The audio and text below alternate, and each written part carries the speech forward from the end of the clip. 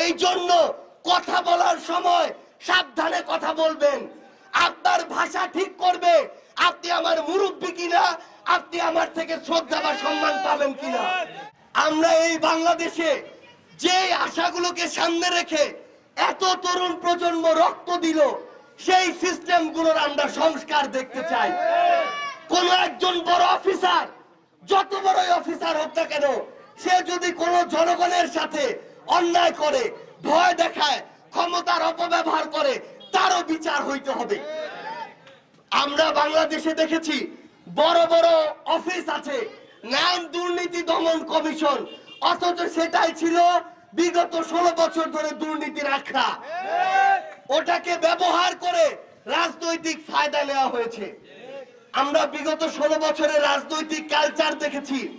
এই খুনি হাসিনা থেকে শুরু করে তার দোসররা অন্যান্য রাজনৈতিক দলের নেতা কর্মীদেরকে অনেক ছোট করে কথা বলেছে, অনেক খারাপ ভাষা ব্যবহার করেছে। কিন্তু এখন আমরা কিছু রাজনৈতিক দলের কিছু সিনিয়র নেতৃবৃন্দকে একই ভাষায় কথা বলতে দেখছি। আমরা স্পষ্ট করে একটা কথা বলি, যেই ভাষায় আপনাদের উপর এতদিন ধরে জুলুম করা হয়েছে, ওই ভাষার চর্চা যদি আপনারা আবার করেন, জনগণ আপনাদেরকে ছুঁড়ে ফেলবে।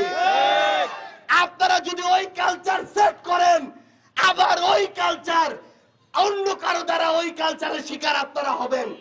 কিন্তু এই তরুণ প্রজন্ম ওই কালচার আর সেট করতে দিবে না। এই জন্য কথা বলার সময় সাবধানে কথা বলবেন। আপনার ভাষা ঠিক করবে আপনি আমার মুরব্বী কিনা, আপনি আমার থেকে শ্রদ্ধা বা সম্মান পাবেন কিনা। আমরা অনুরোধ করি, আগামীর বাংলাদেশে আমরা একটা পারস্পরিক শ্রদ্ধার সম্পর্কের সুন্দর বাংলাদেশ দেখতে চাই। যোগ্য মানুষদেরকে যোগ্য জায়গায় দেখতে চাই।